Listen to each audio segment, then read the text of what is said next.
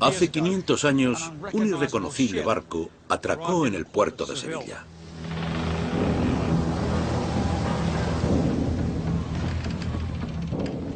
Su tripulación se vio reducida a solo 18 escuálidos y hambrientos hombres.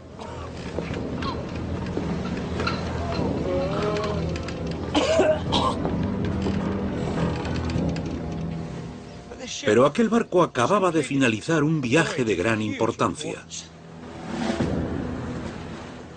Cambió el curso de la historia y determinó el modo de vivir hasta hoy en día. Corría el año 1522 y el Victoria se había convertido en el primer barco que daba la vuelta al mundo.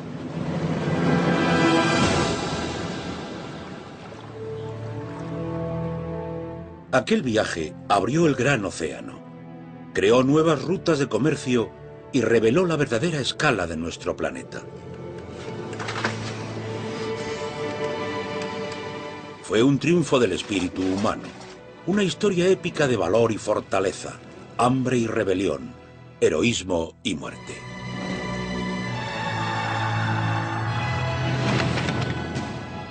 Y convirtió a un hombre, Fernando de Magallanes, en uno de los exploradores más famosos de la historia mundial. Pero tras la leyenda de ese gran viaje de descubrimiento se esconde otra historia.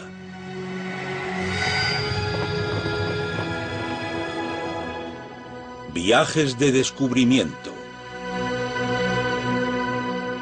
La vuelta al mundo de Magallanes. 2, 3.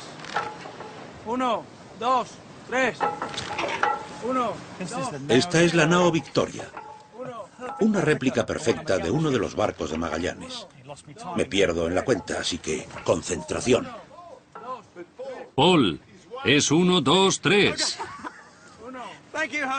Ah, gracias, José. Es José, el capitán del barco. Ya se ha dado cuenta de que no puedo contar. 3. 1, 2, 3. Casi 500 años después, esta réplica dará la vuelta al mundo para recordar uno de los desafíos más importantes de la historia marítima y a los hombres que participaron en aquel viaje. Como sabrán, yo he escalado el Everest. He pasado 20 años en las regiones polares más remotas. Pero como aventurero, las dificultades que he pasado no tienen ni punto de comparación con las que experimentaron aquellos hombres.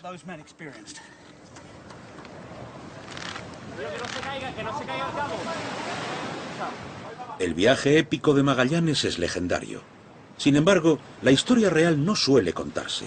Él no pretendía circunnavegar el mundo, pero una serie de extraordinarios acontecimientos convirtieron a lo que iba a ser un ambicioso viaje en uno verdaderamente histórico.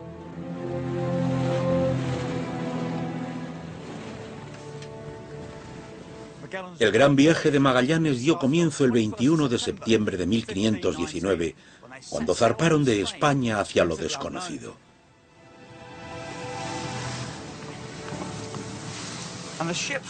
Y el cronista del viaje, Antonio Pigafetta, registró el momento.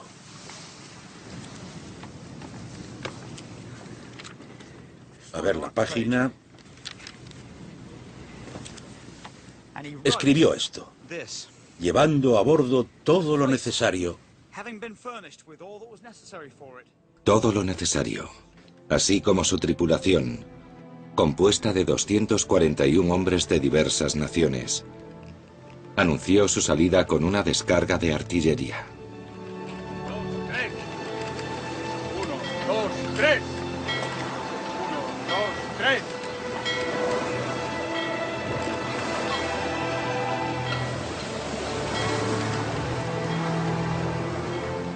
Para Magallanes, el capitán general, el viaje era la realización de un sueño que llevaba ideando 5 años. Este duro y decidido portugués iba a correr el mayor riesgo de su vida. La fama, la fortuna y la supervivencia dependían del resultado de la expedición.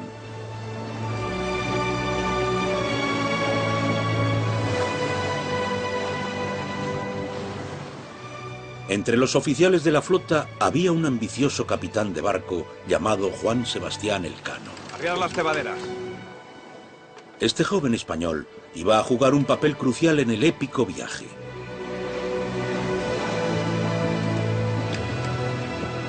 El objetivo de Magallanes era puramente comercial. Quería encontrar una ruta española de comercio hacia el producto más preciado del mundo, las especias. En el siglo XVI valían más que el oro, pero para España eran inalcanzables. En 1494, el Papa dividió el mundo entre los dos poderes marítimos más importantes. España poseía los derechos comerciales de la mitad oeste del mundo, mientras que Portugal controlaba el este, y por tanto, la única ruta conocida hacia las inimaginables riquezas de las Islas de las Especias, las actuales Molucas.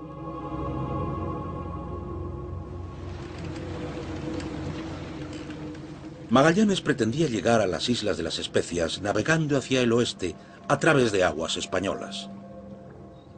Era un plan increíble, ya que nunca se había navegado por esa ruta y nadie sabía siquiera si existía. Si hallaba esa esquiva ruta, España se convertiría en la nación más rica del mundo y Magallanes compartiría esa riqueza. Puso en servicio una flota de 5 sólidos barcos de comercio, diseñados para navegar por las traicioneras aguas de mar abierto.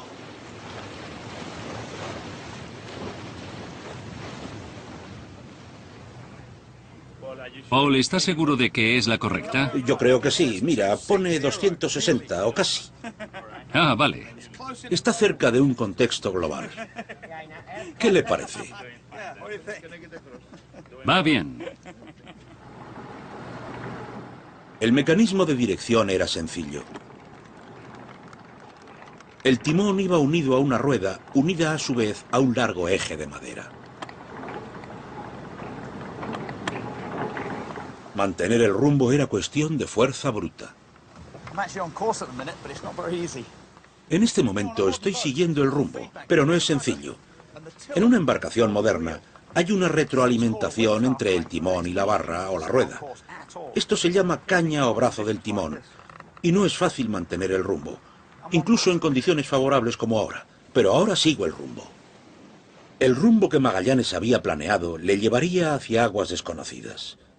Muchos pensaban que tal viaje era imposible. Les estaba hablando de Magallanes, de su flota y de su increíble viaje para conseguir las valiosas especias.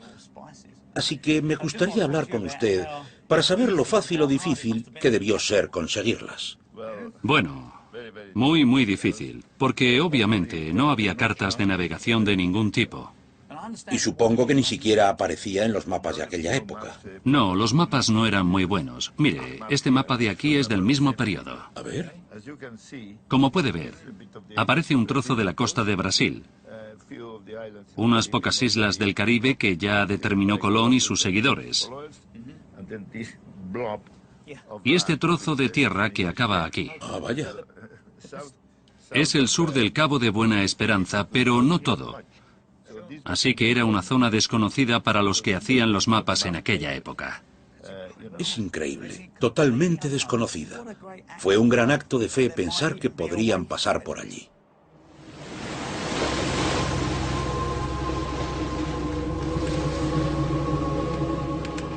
Realmente tuvieron mucha confianza, porque la gente sabía que la ruta propuesta por Magallanes quedaba totalmente bloqueada por el gran continente sudamericano.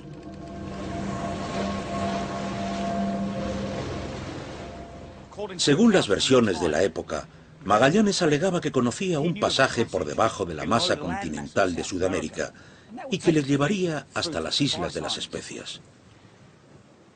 Quizá lo sabía, o quizá no fue más que una apuesta arriesgadísima. Fuera cual fuera la verdad, se la guardó muy dentro.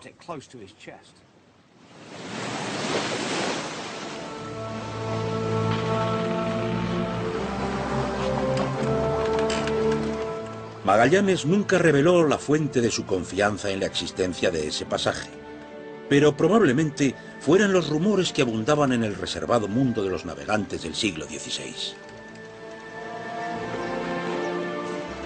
El capitán general se guardó muy bien de dar a conocer su atrevido proyecto, por temor a que se tratara de persuadirle por los probables peligros que tendría que recorrer y por no desanimar a su tripulación.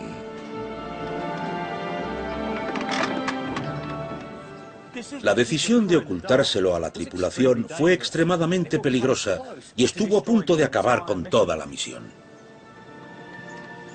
Entonces, ¿qué fue lo que llevó a este obsesivo y resuelto hombre a tomar tal riesgo? Manuel Vilas Boas es descendiente directo de Magallanes y casi un experto en su famoso antecesor. Para intentar entender al hombre en sí, ¿cómo lo describiría? Yo diría que un hombre de contrastes. Era de corta estatura, muy seguro de sí mismo y nada presuntuoso. No era un hombre que alardeara de su aristocracia ni nada por el estilo.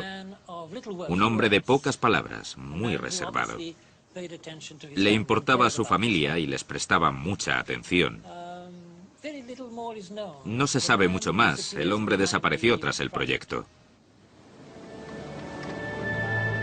Lo que sí se sabe es que Magallanes pasó 8 años como soldado de la Armada portuguesa en el Océano Índico.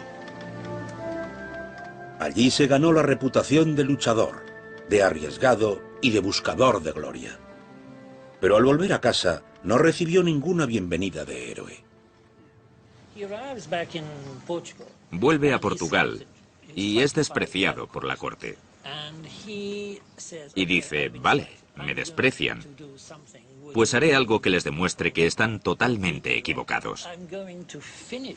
Acabaré la tarea que no terminó Cristóbal Colón. Haré lo mismo que hizo Vasco de Gama en África, pero en Sudamérica. Durante la juventud de Magallanes, estos dos navegantes lo arriesgaron todo en la búsqueda de especias y se ganaron un lugar en la historia. E inspiraron a Magallanes para que reclamara para sí mismo el último gran viaje marítimo que faltaba, el de Sudamérica.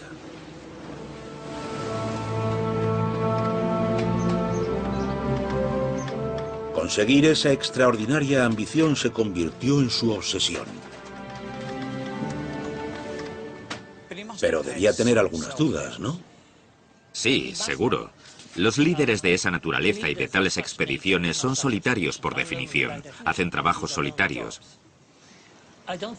No creo que dejara que nadie supiera que no estaba totalmente seguro de la existencia de aquel pasaje.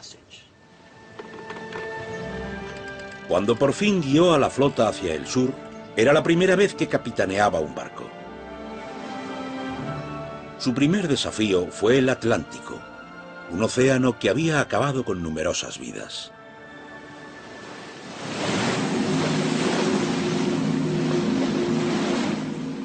El 3 de octubre de 1519 el tiempo empeoró. El viento, las borrascas furiosas y las corrientes de agua nos golpearon de frente.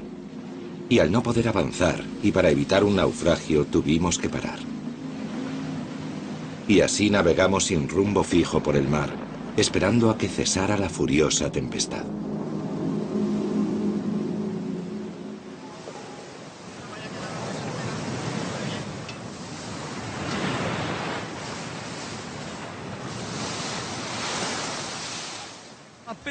Yo he navegado con mal tiempo, pero siempre en un barco moderno. Y con la protección que existe hoy en día, como los teléfonos y las comunicaciones vía satélite, el GPS o incluso los faros de emergencia. Pulsamos un botón y enseguida conseguimos ayuda. Los barcos antiguos como este, los barcos de Magallanes, no tenían nada de eso. El sentido de riesgo debió de ser enorme.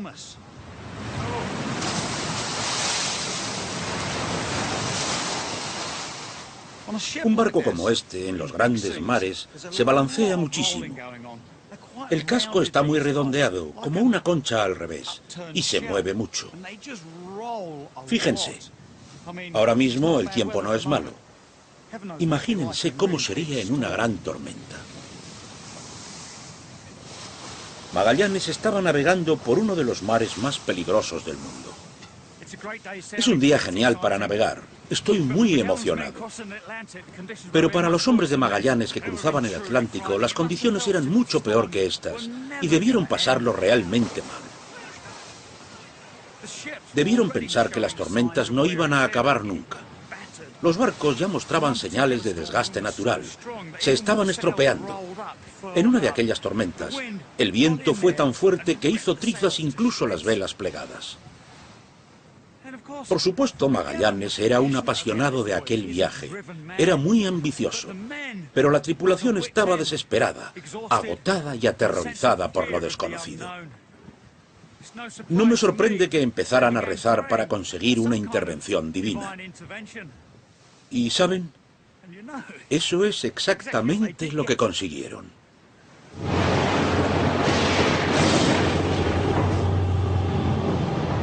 Durante aquellas tormentas, vimos frecuentemente el cuerpo santo de San Anselmo. Una noche muy oscura se nos apareció en forma de antorcha en la punta del palo mayor. Y permaneció allí más de 2 horas para consuelo de todos, pues llorábamos esperando la llegada de la muerte. Y cuando la sagrada luz iba a desaparecer, se hizo tan brillante ante nuestros ojos que durante más de 1/4 de hora caminamos ciegos, pidiendo clemencia. Este extraño y dramático fenómeno se conoce como el fuego de San Anselmo o San Telmo. Y yo he visto cómo este fenómeno devolvía a los barcos a través del Atlántico. He visto esa luz brillante en el mástil. Es sorprendente, aunque solo sea un pequeño destello, pero permanece durante más de 1 minuto. Lo que ocurre realmente es que en las grandes tormentas eléctricas las nubes se cargan negativamente. Al final, toda la tensión del voltaje asciende hasta unos 30.000 voltios por centímetro cuadrado, y entonces se descargan de forma espectacular, desde la punta de los mástiles, y terminan en los trozos puntiagudos del barco. Cuando los hombres lo vieron, se dieron cuenta de que cuando pasaba se acababa la tormenta. Y es cierto, porque siempre ocurre hacia el final de una tormenta. Así que lógicamente pensaron, esto es una señal, una intervención divina.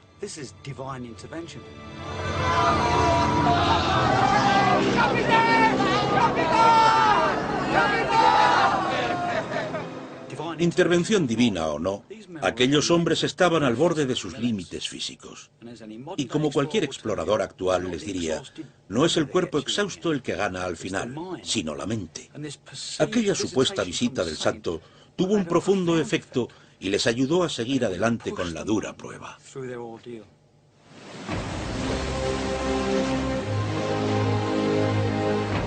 Casi 4 meses después de abandonar España, la maltrecha flota se acercó a la costa de Sudamérica.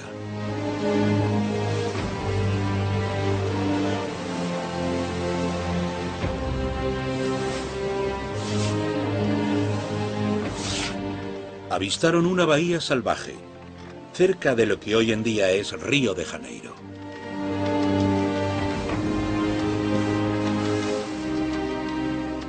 Desde allí siguieron la amplia costa hacia el sur. Y durante el viaje, Pigafetta registró cosas tan extrañas como maravillosas. Hay gran cantidad de loros.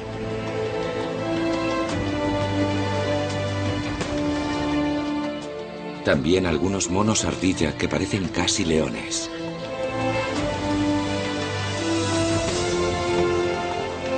Y peces voladores, tantos que parecen formar una isla más del mar.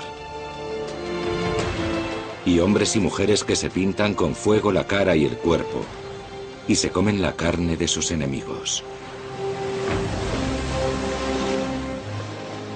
Finalmente llegaron al final del mundo conocido. 35 grados al sur de la costa de Sudamérica, donde ningún occidental había llegado nunca. Las pruebas indican que ahí fue donde Magallanes esperaba encontrar el pasaje. La costa se volvía afilada hacia el oeste y parecía que no había más tierra hacia el sur. Aquel lugar se llamaba formalmente Cabo de Santa María, y se pensaba que desde allí había un pasaje hacia el Mar del Sur.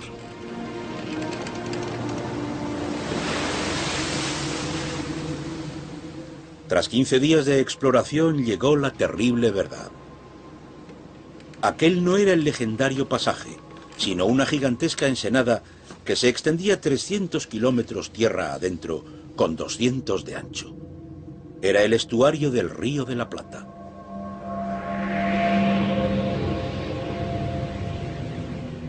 Fue un desastre. Magallanes había navegado a un callejón sin salida. Su confianza en la existencia del pasaje se había hecho añicos. Pero volver atrás era inconcebible. Así que tomó una extraordinaria decisión: superar la punta del mundo conocido, navegar hacia donde ningún europeo había llegado nunca. A ciegas, se dirigió al sur bordeando la desolada costa que llamó Patagonia, hacia uno de los mares más salvajes del mundo y hacia el invierno.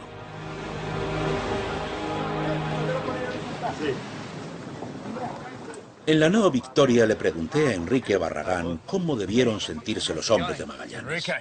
Enrique. ¿Qué tal? Bien, ¿cuáles eran las condiciones aquí en cubierta? Bueno, ahora somos 20 personas. En aquella época eran 40 o 45. Así que había mucha gente. Y como sabrá, aquí tenemos camas para todos. Pero ellos no tenían. Así que tenían que dormir en la cubierta. ¿Aquí en la cubierta 45 personas? ¿Sí? Y esto se balancea y llega a entrar agua en la cubierta. Imagínese cuando había tormenta o mal tiempo. El agua siempre entra en la cubierta. Siempre está mojada. Así que imagínese lo duro que debía de ser para ellos. Vaya.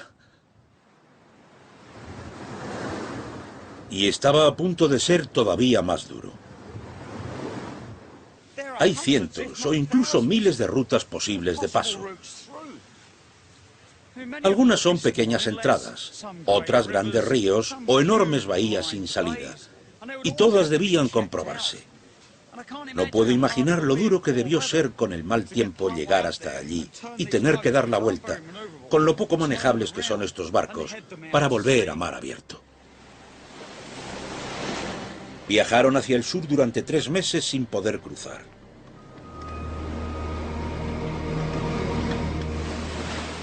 Las provisiones se iban agotando y los días se hacían más cortos. El 31 de marzo de 1520, a solo unos días de la Antártida, buscaron refugio en una bahía a la que llamaron San Julián. Los hombres tenían frío, hambre y estaban agotados. Tenían la moral por los suelos. Cuando Magallanes redujo las raciones, fue el golpe final. Sus capitanes le presentaron una petición exigiéndole la vuelta a España. Pero aquella no era una opción para un hombre que lo había arriesgado todo por encontrar el pasaje a través de Sudamérica.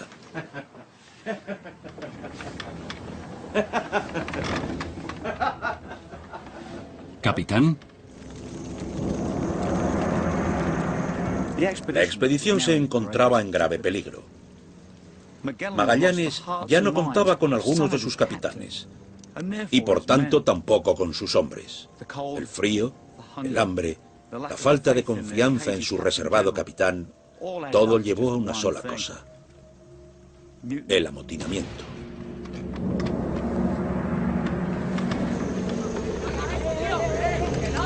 ¡Compañeros! ¡Compañeros! ¡No!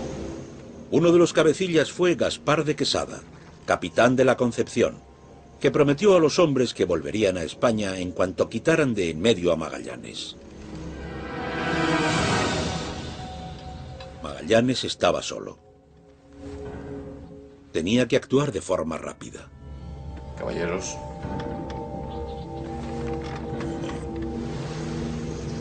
Envió a su leal maestro de armas a buscar a uno de los capitanes amotinados. Capitán Mendoza, tengo un mensaje para usted del capitán general. Con un mensaje especial. Es un pequeño mensaje muy especial.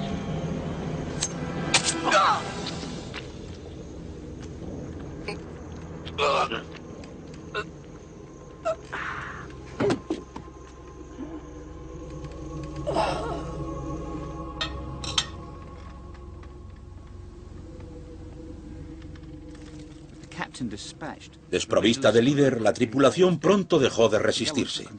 Magallanes tomó el control del barco e impidió que las otras naves escaparan. Desde esa posición fue capaz de acabar con el motín.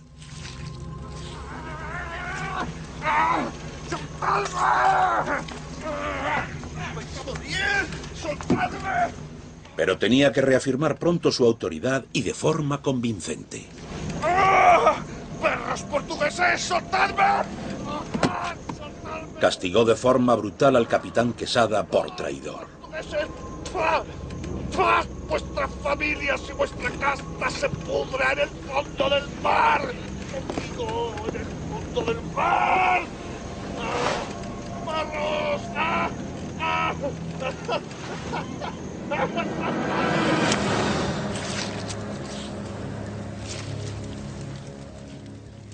No había ninguna duda, el capitán general volvía a estar al mando.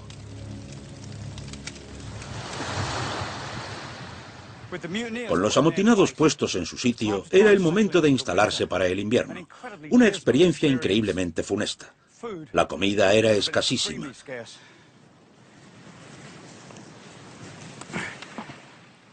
Yo sé lo que es la falta de comida en las expediciones. A mí me ha pasado. En una ocasión, estando en lo alto de una montaña en Alaska, la comida era tan escasa que pasamos 4 días en una cueva de hielo viviendo de sopa hecha de pasta de dientes. Las condiciones cada vez eran peores. Uno de los barcos, el Santiago, se hizo añicos contra las rocas. Pero nada parecía acabar con la obsesión de Magallanes.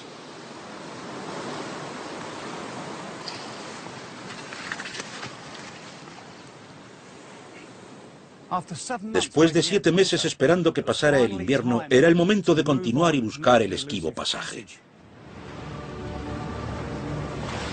Los 4 barcos que quedaban pusieron rumbo al sur por la desconocida costa de la Patagonia, explorando cada entrada sin éxito.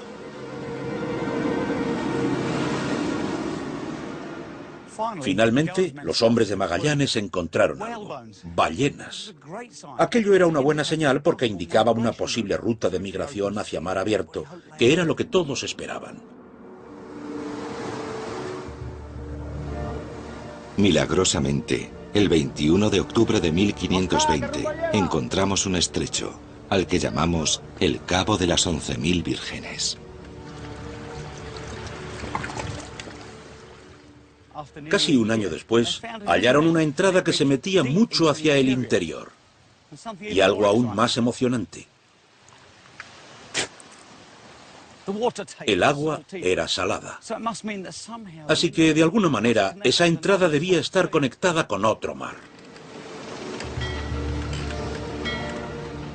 Esperando que aquel fuera por fin el camino hacia el este, toda la flota se adentró en él.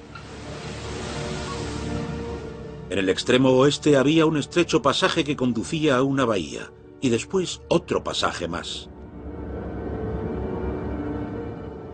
Se dirigieron hacia los estrechos y lo que hallaron fue un extraordinario laberinto de islas y posibles callejones sin salida.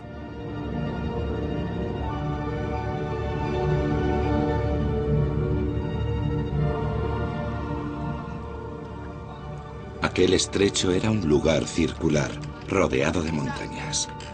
Y muchos de los tripulantes pensaron que no habría manera de salir de allí.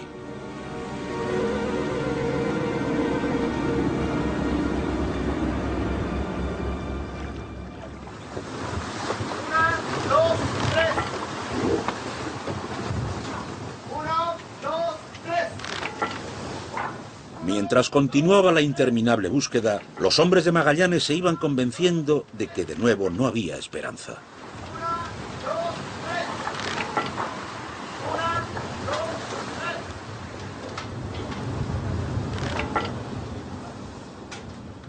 En estos estrechos fue donde Magallanes perdió su segundo barco. Pero esta vez no se debió al tiempo. El San Antonio se dirigió a España en un acto de rebelión. Fue un golpe devastador. El San Antonio llevaba la mayoría de las provisiones con las que contaba Magallanes para el viaje. ordenó a los 3 barcos que quedaban que avanzaran hacia el noroeste. Fue un viaje espantoso a través de un estrecho que ahora sabemos que tiene 530 kilómetros de largo.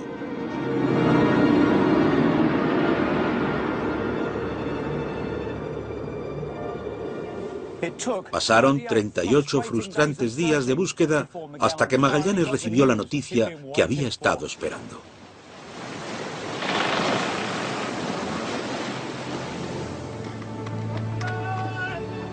¡Capitán! ¡Capitán! ¡Capitán! ¡Capitán, un mar gigante a la vista, capitán! ¡Gigante! Vete fuera.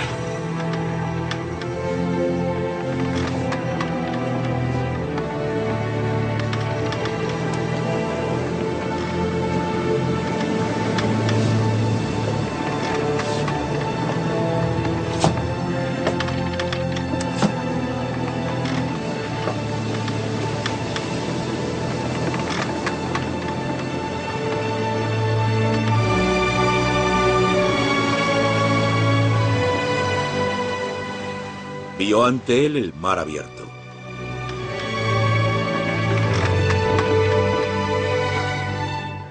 Había hallado el legendario pasaje. El capitán general lloró de alegría y lo llamó el Cabo Deseado, porque en efecto ansiábamos verlo desde largo tiempo.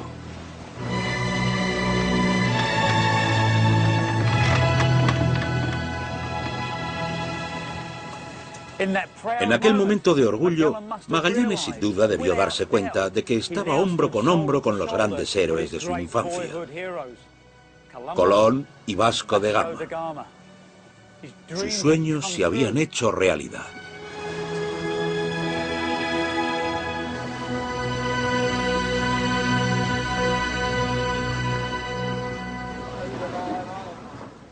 Incluso en aquel momento de triunfo personal, Magallanes no sabía la relevancia histórica de su hallazgo. Durante 400 años, su ruta, el Estrecho de Magallanes, sería la mayor ruta de navegación a través del Pacífico, y solo fue superada cuando se inauguró el Canal de Panamá en 1914.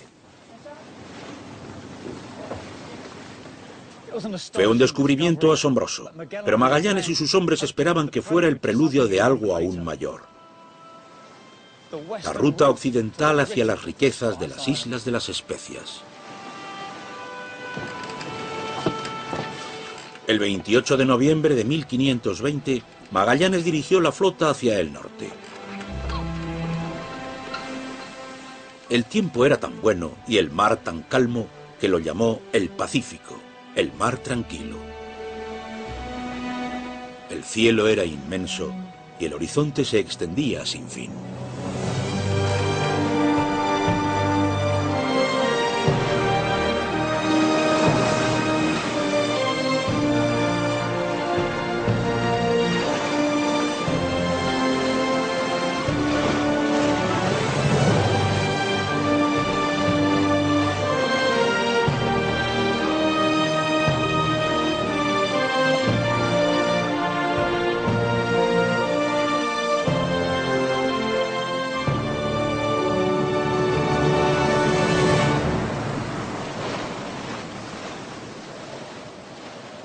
Incluso por la noche el cielo era diferente.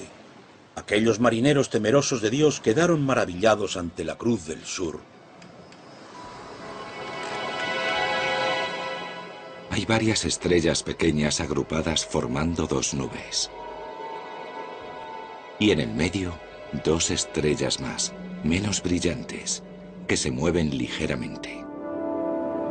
Casi 400 años después, se identificaron aquellos grupos de estrellas como 2 de las galaxias más cercanas a la Tierra. Las nubes de Magallanes han ayudado a los astrónomos a calcular la escala del universo y a presenciar la muerte de las estrellas.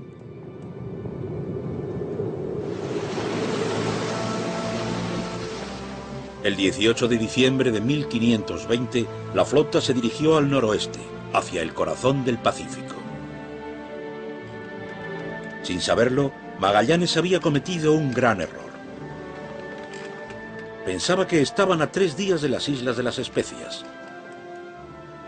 Pero para calcularlo, se basó en mapas del mundo conocido hasta entonces. Y aquellos mapas estaban basados en los trabajos del erudito del siglo II, Ptolomeo, que calculó que la circunferencia de la Tierra era de unos 29.000 kilómetros. El capitán general estaba a punto de descubrir que Ptolomeo se había dejado 11.000 kilómetros. Esa área que faltaba, el 28% de la circunferencia del mundo, es el Pacífico. Magallanes estaba llevando a sus hombres a un enorme y vacío océano.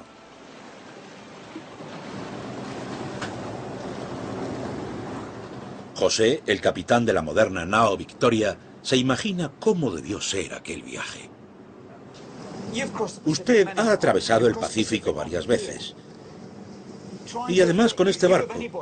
Así que más que nadie debe saber por lo que pasaron los hombres de Magallanes al entrar en el océano más grande del mundo, sin saber su tamaño real, y pasar día tras día de incertidumbre. Puedo imaginar lo mucho que debieron sufrir y lo que les pasaría por la mente al no saber cuándo llegarían a tierra, si es que algún día llegaban. Debió ser muy duro para ellos. Y seguramente los hombres más débiles debieron incluso perder la cabeza. La falta de comida, el escorbuto, el agua hedionda a causa de la madera, debió de ser realmente duro, muy duro. Pero obviamente Magallanes era un hombre fuerte, un hombre muy duro con la tripulación. Seguro que les animaba a que siguieran para adelante. 1, 2, 3.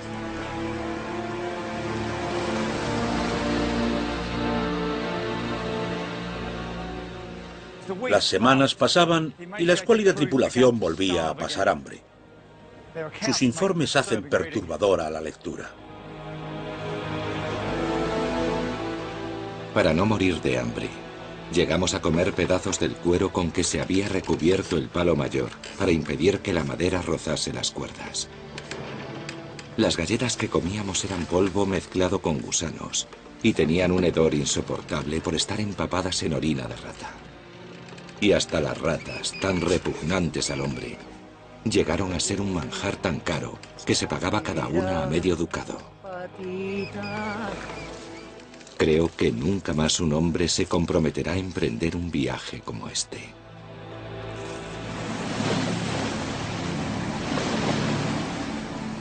Hacia finales de enero de 1521, Magallanes había llevado a su flota rumbo noroeste a través de miles de kilómetros sin esperanza.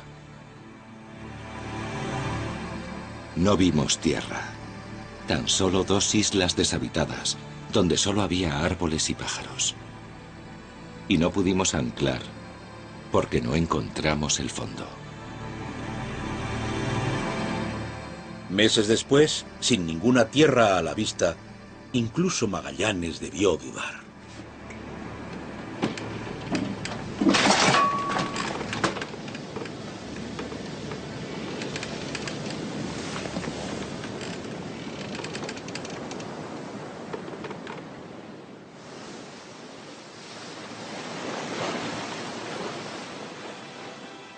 Pero casi 5 meses y 20.000 kilómetros después de dejar el estrecho, por fin avistaron tierra a unos 10 grados del Ecuador, un lugar que ahora llamamos Filipinas. En una asombrosa hazaña de navegación, Magallanes había puesto a salvo a su flota. Ahora tan solo estaban a pocos días de las Islas de las Especias. Parecía que su riesgo iba a tener recompensa.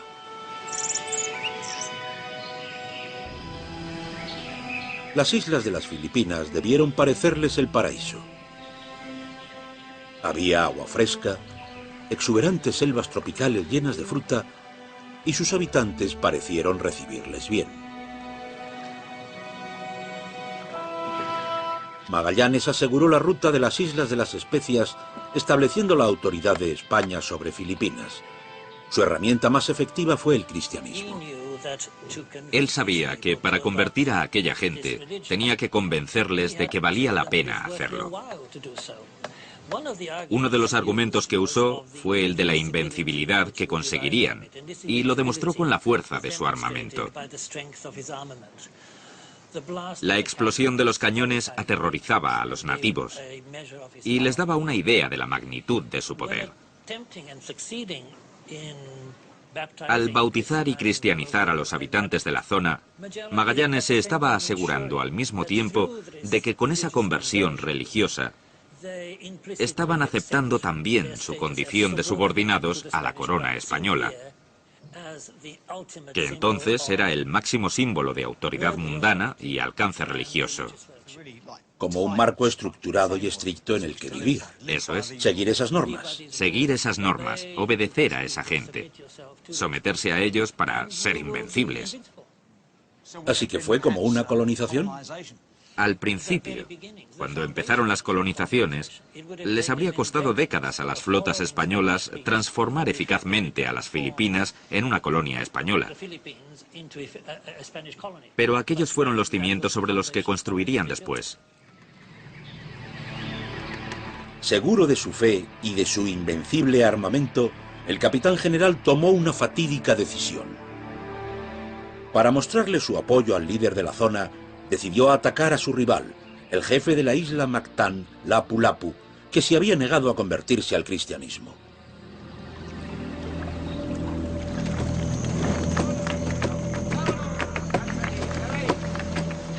A bordo del Victoria, la noche antes del ataque, sus hombres se mostraban relajados y seguros.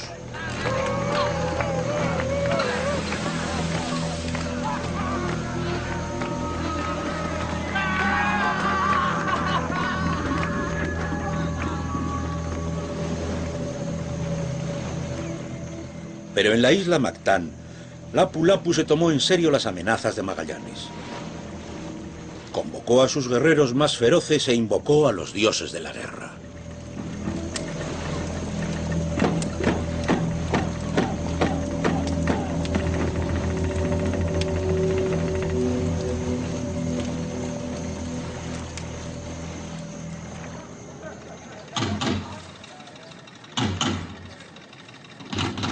Cada año se representan los acontecimientos que ocurrieron después en el lugar donde Magallanes y Lapu-Lapu se enfrentaron.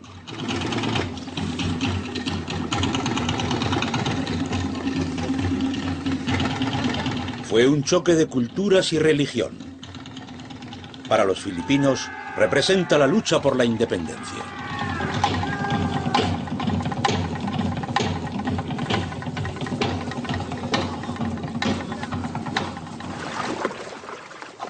Antes de la batalla, Magallanes envió emisarios a través de estas calmadas aguas para intentar que Lapu-Lapu se sometiera al cristianismo y a las normas españolas. Pero de nuevo se negó. Y así, en la madrugada del 27 de abril de 1521, Magallanes y 50 de sus hombres llegaron a la playa de Mactán para luchar contra Lapu-Lapu y 1000 de sus hombres. A pesar de que les superaban en número, Magallanes estaba seguro de su victoria por la superioridad de las armas españolas y sus corazas. De hecho, estaba tan seguro de la victoria que prohibió a sus otros capitanes que se involucraran en la lucha. Pero aquello fue un error fatal. La marea estaba baja, así que tuvieron que dejar los barcos lejos de la costa. Magallanes y sus hombres llegaron agotados después de caminar casi 1 kilómetro por el agua. Y sus cañones estaban fuera del alcance.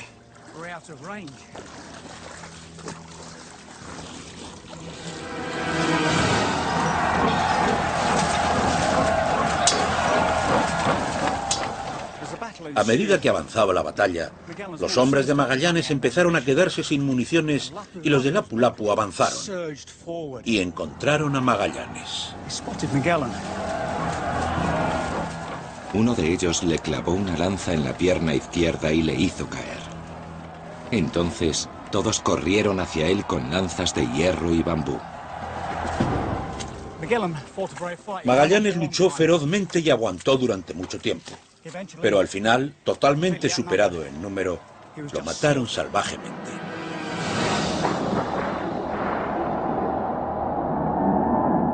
Asesinaron a nuestro espejo, nuestra luz, nuestro consuelo y nuestro gran guía.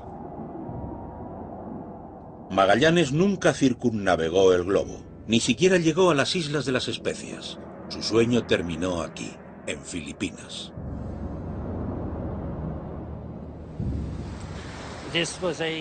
Aquello fue una gran tragedia que acabó con todo. Su sueño, su plan, su viaje. Todos los dramas de la navegación por los océanos acabaron aquí. Y de forma absoluta. ¿Y usted qué piensa? Si Magallanes hubiera ganado la batalla, ¿qué hubiera pasado con la expedición? Si no hubiera muerto y hubiera llegado a las Islas de las Especias, que estaban muy cerca, yo creo que habría vuelto por el mismo camino, por el Pacífico, ya que nadie lo había hecho nunca. Pero conociendo este océano, podría haber perdido toda su flota, y entonces no quedaría nada ni nadie de este épico viaje.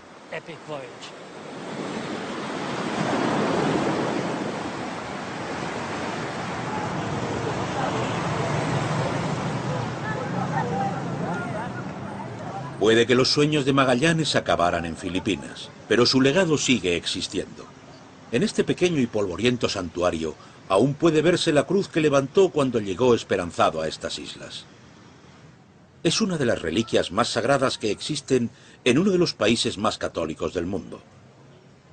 Podría haber sido la única reliquia del viaje de Magallanes si otro hombre no hubiera aprovechado la ocasión para llenarse de fama y fortuna. La muerte de Magallanes podría haber significado el fin de la expedición, pero los hombres que quedaron sabían que las Islas de las Especias estaban tan cerca que casi podían hasta olerlas. Con los 2 barcos que quedaban, los supervivientes partieron hacia las islas. Un nuevo y popular líder se hizo cargo del Victoria, Juan Sebastián Elcano. Señores, a las Molucas.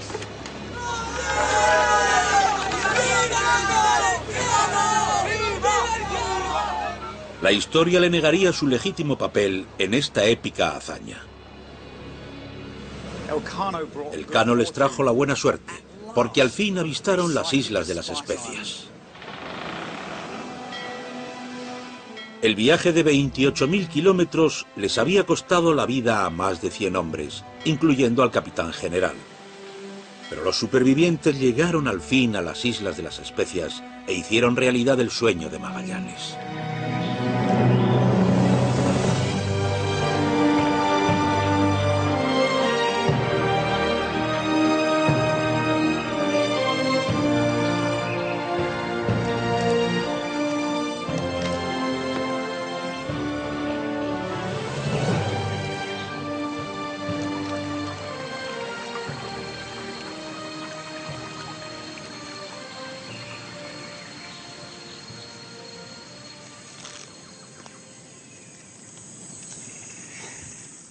Esto es de lo que se trata, especias.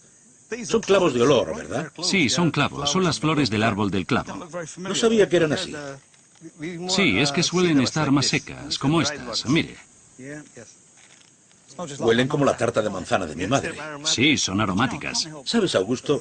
Al tener esto en mi mano me parece increíble que aquellos hombres corrieran todo aquel riesgo, aquel dolor y aquel sufrimiento por algo que parece tan, no sé, normal.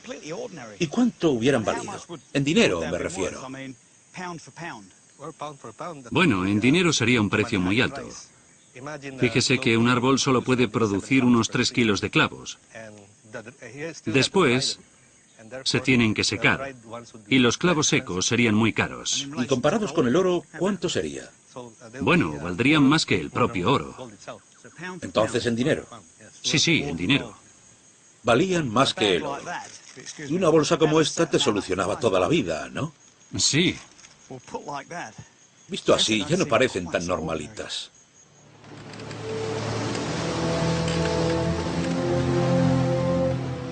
Elcano y sus hombres comprendieron el valor de la cantidad de especias que llevaban en los barcos y sabían que para ser ricos debían llevarlas a España. Los dos barcos que quedaban tenían que tomar una decisión: volver por donde habían venido o continuar por el oeste, arriesgándose a caer en aguas enemigas. ¡Oscar! ¡Arriad la cebadera! Unos decidieron ir al este y los otros al oeste. El Trinidad se dirigió al este por el Pacífico. Pero no había avanzado mucho cuando cayó en manos portuguesas. Confiscaron la preciada carga, quemaron el barco y encarcelaron a la tripulación.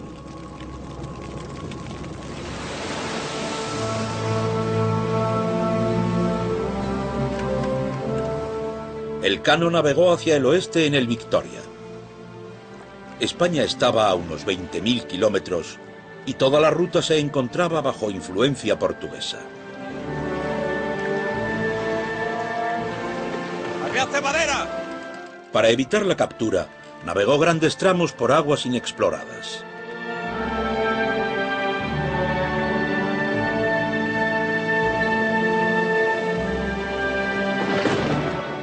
Dos meses y casi 5.000 kilómetros después, llegaron terribles tormentas.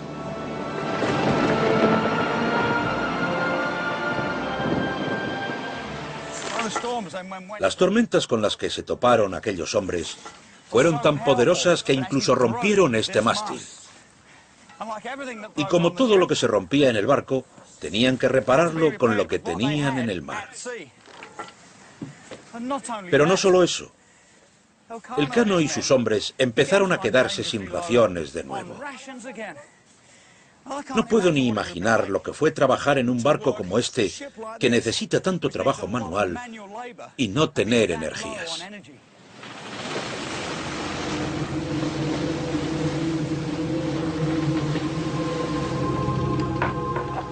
Los famélicos hombres empezaron entonces a contraer escorbuto. De todas nuestras desgracias, la peor fue que las encías de nuestros hombres se hincharon tanto que no podían comer. 25 o 30 hombres se enfermaron, y de ellos 19 murieron.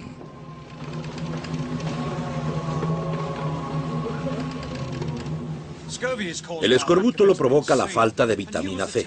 Y ahí está la ironía. La tripulación viajaba encima de un cargamento de clavos, y lo que no sabían es que contienen vitamina C, y que podrían haberse salvado. Mientras el barco se dirigía a España, más de la mitad de los hombres murieron a causa del escorbuto y del hambre.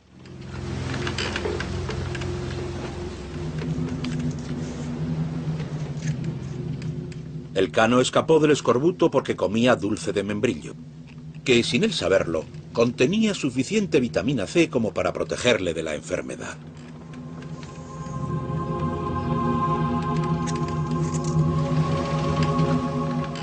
Posiblemente fue lo que permitió a Pigafetta seguir escribiendo su diario. Y sin él, nunca hubiéramos sabido de la gran proeza de navegación de Elcano. Dirigió el Victoria hacia España a través de grandes océanos, pasando por el Cabo de Buena Esperanza y las islas de Cabo Verde. De los 241 hombres que iniciaron el viaje, solo un puñado volvió con él. Sobrevivieron para contar la extraordinaria historia del navegante español que acabó el viaje que Magallanes empezó 3 años antes. Pigafetta.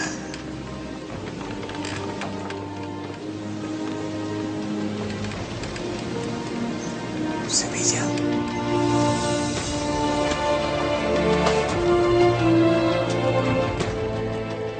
El lunes 8 de septiembre de 1522, echamos anclas cerca del puerto de Sevilla.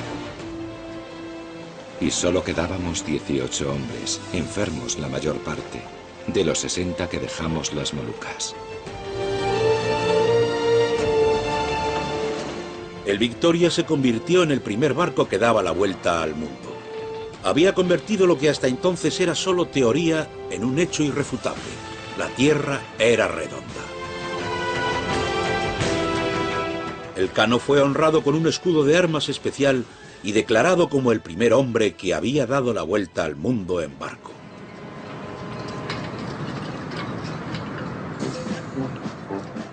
Cinco siglos después, navegar alrededor del mundo aún se considera un logro extraordinario.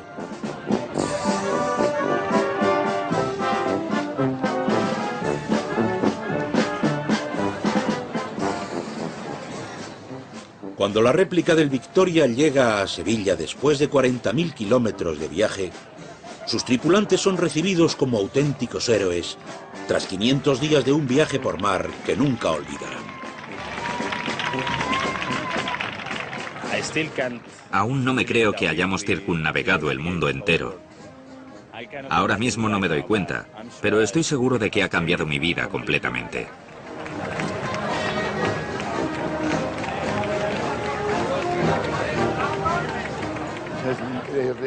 Se ha hecho realidad mi mayor sueño.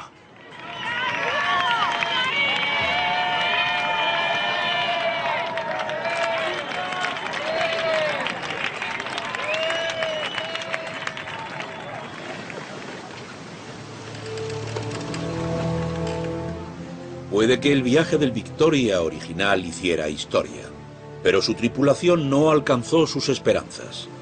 No vieron nunca su fortuna.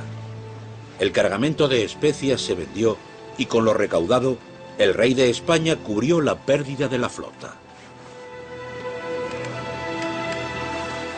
La corte española rechazó al cronista Pigafetta y le devolvió a su Italia nativa. Su diario sigue siendo el archivo definitivo de aquel gran viaje. 4 años después, Elcano intentó una segunda circunnavegación para reclamar las Islas de las Especias para España, pero no lo consiguió. Murió de escorbuto durante la travesía del Pacífico.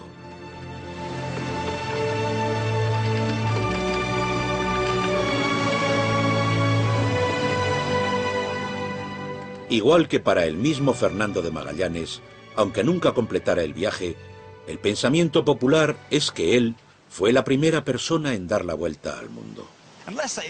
A no ser que vayan a España. Allí les dirán que fue Juan Sebastián Elcano. Pero ¿qué importa? Después de todo, ambos fueron grandes hombres. Magallanes tuvo lo que hacía falta para idear un viaje tan atrevido y lo llevó a cabo. Y Elcano tuvo la fuerza y la tenacidad para terminarlo. Tanto ellos como los hombres con los que navegaron compartieron uno de los viajes de descubrimiento más importantes. El viaje que definiría la forma y tamaño de nuestra Tierra y sus océanos y que cambiaría el paisaje geográfico, espiritual y político para siempre.